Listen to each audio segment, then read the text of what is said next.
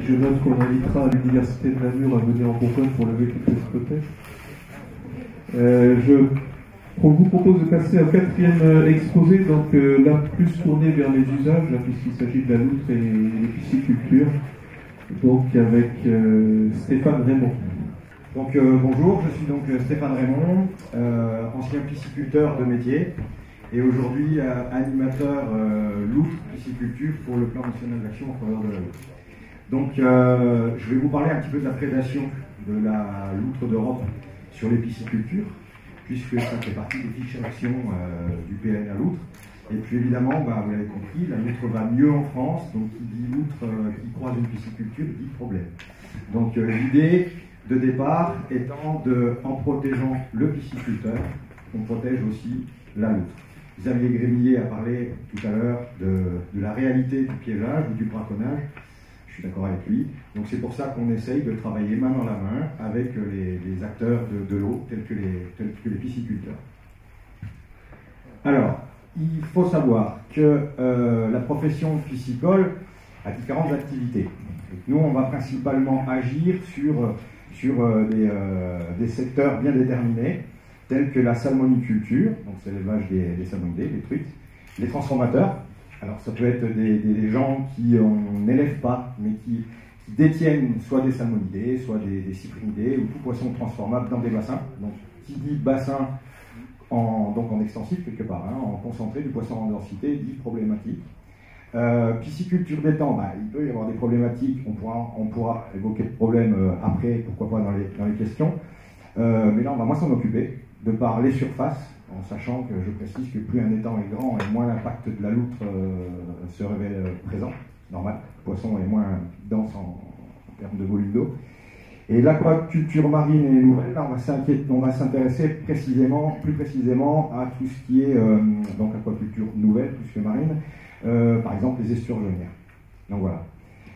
Alors, les points de couleur, on a donc en 2012 fait un petit document avec la SFEPM qui était de recenser toutes les piscicultures en France enregistrées donc au groupement syndical des pisciculteurs et de leur mettre une petite gommette de couleur par rapport à l'impact que la loutre pourrait avoir. C'est-à-dire qu'il y a en rouge la loutre qui est présente sur un département, on en est sûr, donc là en l'occurrence ça concerne 22 départements. La loutre qui est donc en vert, la loutre partiellement présente ou peu présente sur le département, qui a un risque moyen, et ensuite la loutre encore absente, donc en noir, pas de risque, donc 30 départements. Alors il est évident qu'on va principalement, on va dire, faire de la communication au départ sur là où il va y avoir des problèmes, c'est-à-dire points rouges. Certains points verts aujourd'hui sont certainement passés en rouge et ça va encore évoluer. Voilà, donc si on regarde que les salmonicultures, rien qu'en rouge déjà ça en fait 113 qui peuvent être sujets à problématique de prédation. Voilà. Allez, je vais avancer un peu plus vite. Alors là je vais vous présenter juste donc rapidement quelques expertises menées sur 2014. Donc un petit peu de tout type. Alors on a en haut là, une image d'une pisciculture, donc ça c'est tout récent, fédérale. Alors ça c'est très intéressant parce que une pisciculture fédérale, ça appartient donc à la fédération de pêche. Ce sont des piscicultures qui produisent du poisson uniquement pour le repeuplement, qui sont fournis aux sociétés de pêche, etc. Et souvent avec des souches autochtones.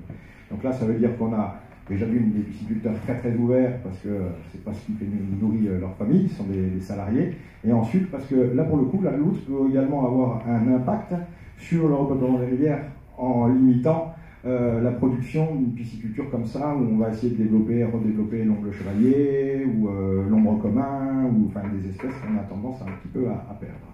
Donc voilà, donc une expertise a été menée sur cette pisciculture. Complètement différente, l'esturgeon, alors c'est pareil, récent, l'esturgeonnière de Saint-Fort sur Gironde. Alors on a très longtemps dit que l'esturgeon n'intéressait pas la loutre, et bien c'est plus le cas, puisque l'esturgeon c'est un poisson qui est généralement de grosse taille, et qui a des ocelles. Les ocelles sont des grosses écailles, un petit peu, on dirait des ossements, du cartilage. C'est très dur, même la peau de l'esturgeon, c'est un vrai cuir, très épais. Même pour le pisciculteur, pour ouvrir un esturgeon et récupérer le caviar, il faut savoir s'y prendre. Pour la loutre, c'est pas du tout un problème. Et en l'occurrence, l'esturgeonnière de Saint-Fort-sur-Gironde, c'est des esturgeons de 5 kg pièce qui partent, ça vaut 1 000 € le poisson. Donc vous pensez bien que le pisciculteur est intéressé par une expertise, une recherche de solution. Voilà. Alors, on a effectué également une expertise, deux expertises, les deux l'une au-dessus de l'autre, la pisciculture de Joué et du Plein et pisciculture d'Ocagne. Alors là, c'est un peu particulier, c'est-à-dire que là, on est intervenu avant qu'il y ait le problème.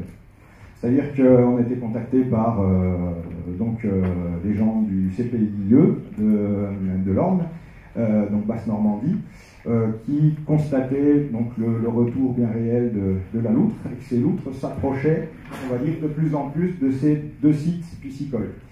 Donc là, on est intervenu de manière à trouver les solutions, les modifications à prévoir, etc., avant même que la loutre s'installe sur le site. Et ça, c'est très très bien, et c'est à faire le plus possible. Parce que protéger un site piscicole où la prédation n'est pas encore effective, on va y arriver à moindre coût. Voilà, on va dissuader très vite la loutre. Par contre, si on a affaire à l'inverse, comme la pisciculture du Breuil, qui était en Dordogne, et la pisciculture de la Fajole, Pyrénées-Orientales, dans l'Aude, où là, la loutre s'était installée, et là, on est obligé, on ne peut pas simplement, avec des fils électriques ou quoi que ce soit, arrêter la loutre. Là, il faut faire preuve de parfois beaucoup d'imagination et de gros moyens pour mettre en place des structures définitives et beaucoup plus lourdes. Donc, voilà. Donc là, je profite de ces diapos pour souligner l'intérêt limite d'agir avant le problème. Voilà. Alors, les paramètres que je prends en compte quand je vais sur un site piscicole, donc c'est bien évidemment, on va évaluer quelle est bien la loutre présente sur le secteur. Alors on a les cartographies, etc. Mais aussi il faut chercher autour de la pisciculture, donc les indices de présence. Il va falloir prendre en compte la topographie du site. Alors pourquoi? Parce que tout simplement, suivant si c'est un sol meuble ou pas, si on a des berges complètement encaissées ou répicibles, des choses comme ça, on ne va pas pouvoir non plus installer les mêmes structures. Voilà. On ne peut pas mettre du béton dans quelque chose de mou, on peut pas. Ouais, voilà. Donc ça, c'est, on va dire, d'un point de vue matériaux, choix des matériaux. Les facteurs climatiques aussi, parce que si on a une pisciculture à Valence, ou si on a une pisciculture, je dis n'importe quoi, avec un climat comme en Haute-Savoie, avec du gel, de la glace, ou en Limousin, on va parler du Limousin, il est évident qu'on ne peut pas prendre le risque d'avoir des grilles qui se bouchent avec la glace, et des choses comme ça. Donc tout ça, ce sont des paramètres qu'il faut absolument prendre en compte. Alors voilà, les indices de présence, une photo récente. Vous voyez, en haut, ce sont des loutrons, la pisciculture les esturgeonnaires de Saint-Fort-sur-Gironde. C'est-à-dire qu'ils ont commencé à se rendre compte, ils ne comprenaient pas où passaient les esturgeons, et puis ils ont du ragondin également qui abîme la berge, et puis jusqu'au jour où ils se sont mis à attraper loutron sur loutron dans les caves ragondin. Voilà. Donc là, on a un indice qui est visuel, un loutron qu'on relâche après, bien évidemment. Donc l'observation directe. Et évidemment, on a les empreintes qu'on cherche aussi autour des piscicultures. Alors à savoir que dans les régions où il y a des piscicultures, justement, il y a pas mal de prospecteurs qui cherchent qui recherchent la présence de la loutre. Entre pour les cartographies, ça peut être des bons points. Les piscicultures, c'est un bon point pour retrouver les indices de loutre. Les empreintes, évidemment. Donc voilà. Alors d'autres indices, voilà, ça c'est ce qu'on trouve aussi sur les piscicultures. Ce sont des restes de poissons. Alors la loutre, vous le savez autant que moi, quand dans une rivière elle trouve un poisson, elle le mange, elle ne le gâche pas. Par contre, une loutre qui a des loutrons, et ça donne ça. C'est la mer qui pêche, qui apporte le poisson à ses petits. Ces petits, au bout d'un moment, sont repus, ne consomment plus le poisson, et il y a du reste, il y a du gâchis. Et dans une pisciculture, donc là en l'occurrence, vous voyez, la pisciculture du Breuil, qui était une salmoniculture, avait aussi des bassins de stockage en période automnale pour du cyprinité, en l'occurrence, ça c'est du gardon. Voilà ce qu'ils retrouvent autour de ces bassins un petit peu partout. Voilà, des tas de poissons, 5, 10, 20, 15, plus. Et voilà, en bas une truite toute mâchouillée par un loutron. Donc, voilà. Donc ça, ce sont des indices qui non seulement indiquent bien qu'on a de la prédation de loutre sur une pisciculture, mais pour également d'un point de vue naturaliste, ça nous permet de savoir qu'on a également une femelle futée dans le secteur. Voilà. Alors les agencements de pisciculture, donc en France il y a quelque chose de pratique, c'est qu'il n'y a pas une pisciculture pareille. Donc il faut à chaque fois bien sûr retenir des bases. On sait que la loutre, on va le voir après, peut sauter ou creuser, des choses comme ça, donc à partir de là on a des méthodes, mais par contre les problèmes c'est au niveau des voies d'eau, des types de voies d'eau, d'entrée ou de sortie. Voilà, les alimentations, comme je le marque, les bassins hors sol ou pas, ou en terre, ou bétonnés, Voilà, les surfaces, ça c'est des problèmes aussi, les surfaces, plus c'est grand bien sûr, et plus il faut de linéaire de clôture. Voilà. Et toujours prendre en compte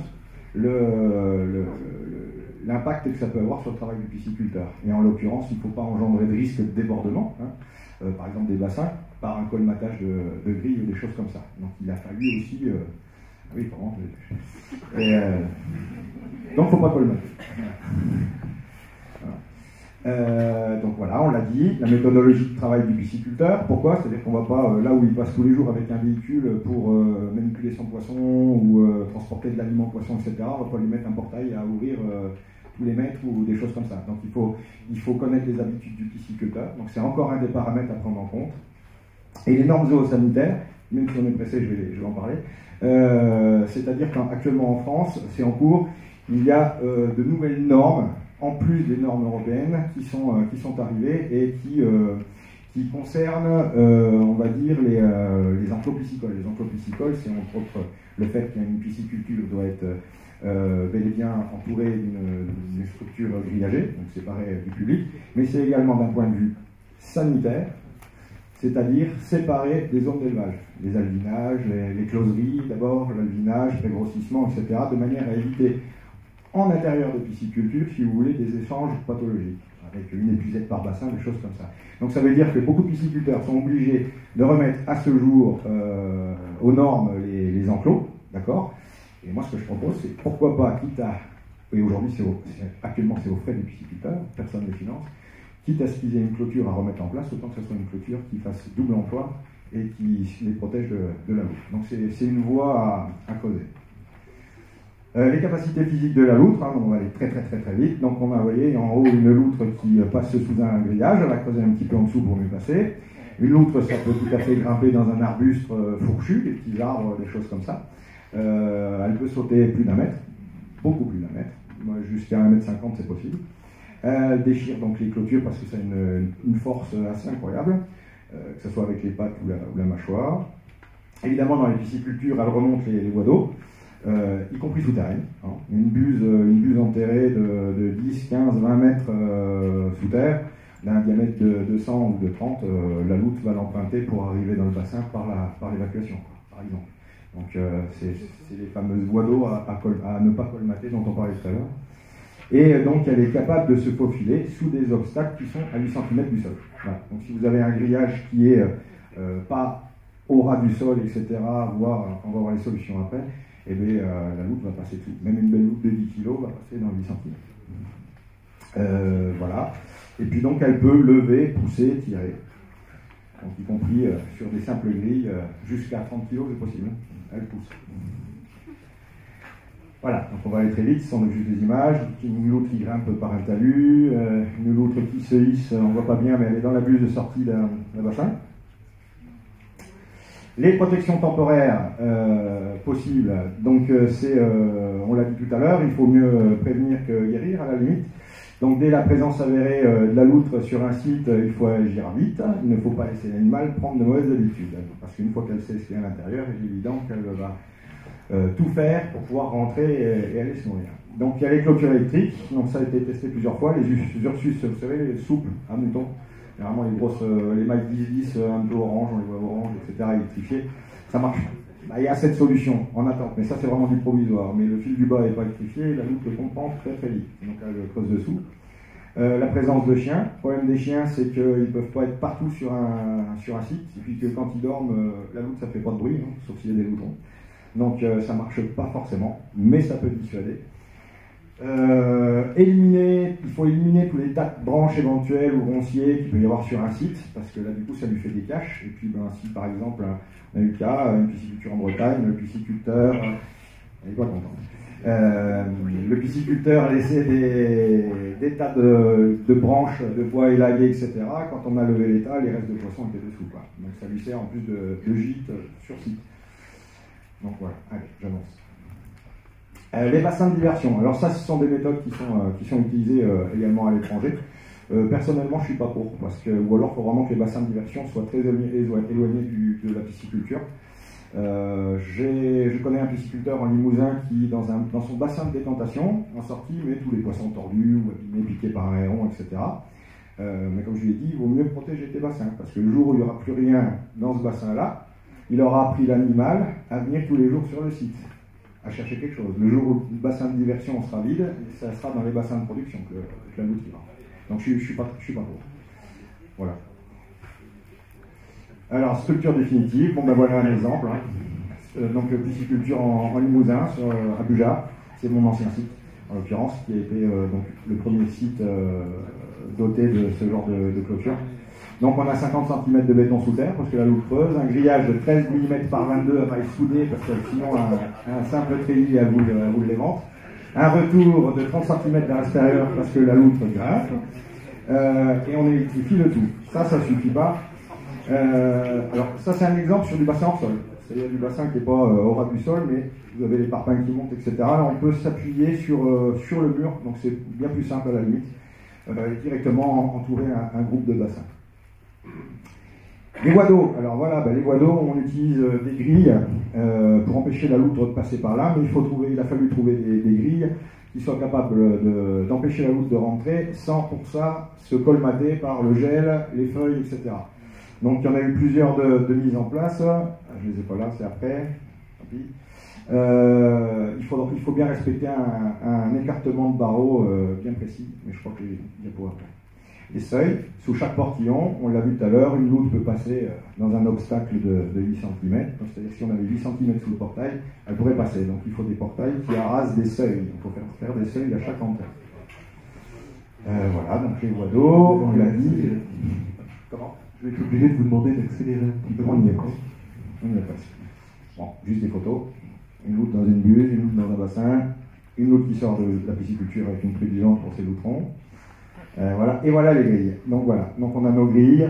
Donc vous avez un petit schéma en bas qui vous explique un bassin, le flux, l'eau qui surverse et la grille avec la buse qu'elle peut emprunter. Donc on utilise des grilles à barreaux de 1 cm, ça c'est le minimum de section parce que sinon elle est tortille, en barreau plein. Et espacé en anthrax minimum, je veux dire 4,5, non maximum, 4,5, 5, pour qu'elle ne coince pas la tête, mais non plus que les feuilles ne colmatent pas. Donc voilà. Donc je vais conclure, on est arrivé, en remerciant les différents financeurs de ces actions sur les pisciculteurs, qui sont l'Agence de l'eau à Dour-Garonne, l'Agence de l'eau Seine-Normandie, Fondation de France, Parc zoologique de Paris et la Fondation Nicolas Hulot.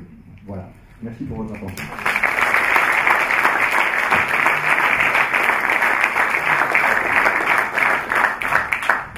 Merci Stéphane Raymond. On découvre que la loutre, c'est à la étape derrière. On s'est dit quand les poissons font 1000 € la pièce, on peut comprendre certains dispositifs de protection. Je ne doute pas qu'il y ait des questions dans la salle, donc allons-y, nous avons 5 minutes de questions. Daniel Régnier, LPO 21. Est-ce que les répulsifs qui sont utilisés par certains possesseurs de parcs à gibier pour le repeuplement de chasse peut avoir une quelconque efficacité vis-à-vis de la loutre? Non. C'est-à-dire qu'on a testé il y a bien longtemps, quand j'avais encore ma pisciculture, des répulsifs même que c'est toi Rachel qui les avait trouvés, je crois. Non, c'était Frédéric. C'était des répulsifs qui étaient utilisés pour d'autres mustélidés et composés sur des supports creux, genre des tuiles. Et si vous voulez, alors à moins d'avoir un support creux qui passe vraiment tout le tour de l'enceinte, et avec vraiment une odeur forte, peut-être que ça pourrait marcher, mais là en l'occurrence, elle contournait, elle passait par ailleurs, voire même elle remettait son odeur dessus pour être sûre. Donc le répulsif odorant, c'est non. La réponse est claire.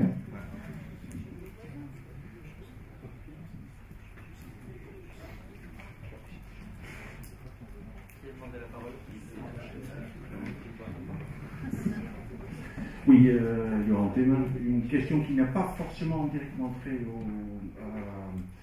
à cette contribution, à son contenu, mais ce qui m'a interpellé, et ça on va la rencontrer sûrement dans tout ce qui va être dit sur le loup, moi en tout cas je le vois au quotidien dans les publications sur le loup, prédation, pourquoi, on rend pourquoi, on ne distingue pas entre prédation et déprédation.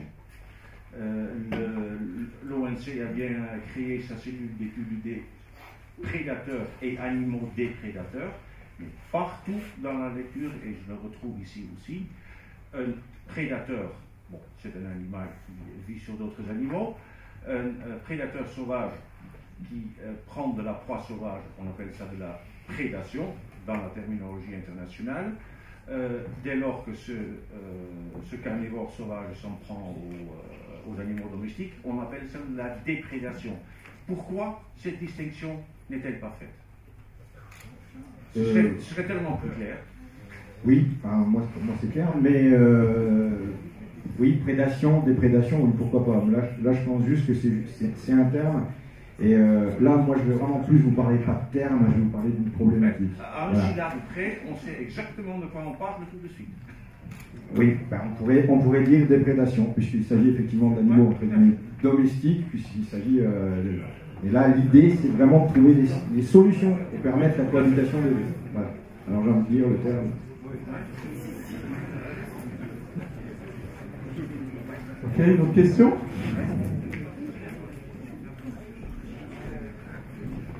Jean-François Noblet, c'est pas une question, c'est plutôt une remarque.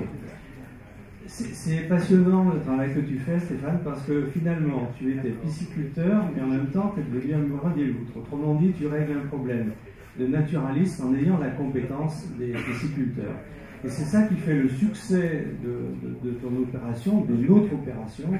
Et ça, c'est vraiment un exemple qu'on devrait rechercher dans d'autres domaines. Quand on aura trouvé des bergers amoureux des loups ou des forestiers amoureux des cervidés ou des castors, on aura probablement des meilleures solutions. Parce que souvent, nous, on apparaît un peu comme des donneurs de leçons parce qu'on connaît la faune. Et puis, finalement, on mésestime beaucoup les problèmes posés, l'impact économique et puis la situation psychologique des gens qui sont concernés. Donc, je trouve que cet exemple, il est vraiment génial et je te remercie vraiment pour ce travail. Merci Jean-François. Je vais rebondir un tout petit peu dessus, si j'ai une petite minute, sur le principe que, bon ben oui, moi j'ai agi comme ça parce que si j'ai fait ce métier de pisciculteur, c'était par amour de la nature, pour pas être enfermé dans un bureau et être au contact justement voilà, de la nature tous les jours. Et ce qu'il faut savoir, c'est que j'ai envie de dire que tous les pisciculteurs sont un peu comme moi. S'ils font ce métier-là, c'est pour ça, c'est pour être au bord de l'eau, etc. Pourquoi ils ont eu des comportements un peu différents du mien? C'est aussi parce que c'est un métier qui n'est pas facile, une profession, un métier qui est très dur, une profession qui n'a jamais été reconnue puisqu'on vous appelle des élevages marginaux. Voilà, d'accord?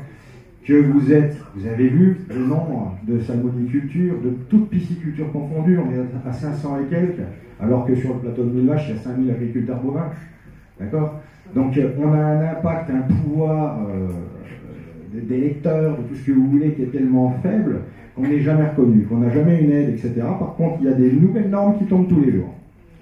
Donc ça, il n'y a pas de problème. Donc les pisciculteurs, en fait, je crois que c'est juste pas que c'est pas des destructeurs, c'est pas des gens qui ont envie de tout bousiller autour de chez eux, c'est juste qu'ils en ont marre d'être embêtés. Et l'idée, le projet justement de ce poste d'animateur, le médiateur quelque part, d'animateur loup pisciculture, qui était une idée qu'on avait même avant dès tout dans tel part du plan, etc., y compris avec Rachel qui est là, Frédéric Leblanc, qui malheureusement n'est pas là, c'était justement de rallier les pisciculteurs qui voyaient nous tous comme les écolos qui viennent leur casser les pieds, d'accord, et en fin de compte de fonctionner dans la main. Et aujourd'hui, ce poste permet ça. Voilà. Et je pense que le plan, pour ça, c'est une première pierre à un édifice, je pense effectivement. Et déjà, même si toutes les structures n'ont pas encore été mises en place par faute de financement, je pense vraiment que c'est une vraie réussite. Voilà.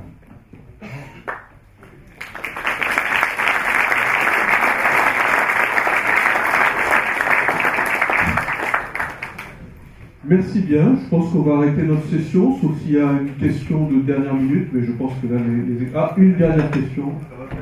Et puis après, nous clôturons la session. Donc, ne partez pas. Désolé. Guy Pérez, conseil général Belgium. Simplement, est-ce qu'il y a eu une évaluation à partir d'un cas réel du coût des installations sur une pisciculture Est-ce qu'il y a eu protégée. Une évaluation du coût de la protection. Ah, alors, non, il n'y a pas de règle. C'est-à-dire que sur des piscicultures, un petit peu comme en Normandie, là, dans l'Orne, où on agit avant même qu'il y ait le problème, j'ai envie de dire que ça va dépendre de la surface, ça va dépendre de l'agencement de la pisciculture, hein, nombre de bassins, de sorties d'eau, etc. Mais on peut s'en sortir avec quelques milliers d'euros. Sur des piscicultures un petit peu plus vastes ou plus compliquées, et surtout où la loutre est là depuis longtemps, où limite on a affaire à un pisciculteur qui, s'il continue à se faire manger son poisson, il va fermer boutique, on va dire qu'il faut bien compter en moyenne 15 000 euros. Voilà. Mais j'ai envie de dire que c'est pas grand-chose. C'est pas grand-chose. Pour le pisciculteur, le problème il est là. C'est que le pisciculteur qui a perdu 50 000 euros de poisson dans le ventre des loutres depuis des années, il ne peut plus sortir 15 000 euros. D'où une fois de plus l'intérêt d'intervenir au départ. À la limite, j'ai envie de dire, tant que le pisciculteur il entend des sous. Voilà. Et si on rajoute les cormorans, ça donne combien? Alors, autre problématique, à savoir que le cormoran ne peut pas se poser sur les salmonicultures parce qu'il n'a pas assez de place. Voilà, pour le décollage, atterrissage, etc. Sauf sur de très gros sites salmonicoles, où là on a des bassins qui font plusieurs centaines même de mètres carrés, voilà. Mais sur des petits sites comme non, là il ne se pose pas. Donc, là tout de suite, tant mieux. Très bien, merci beaucoup Stéphane Raymond pour cet exposé sur la déprédation et les moyens de s'en protéger.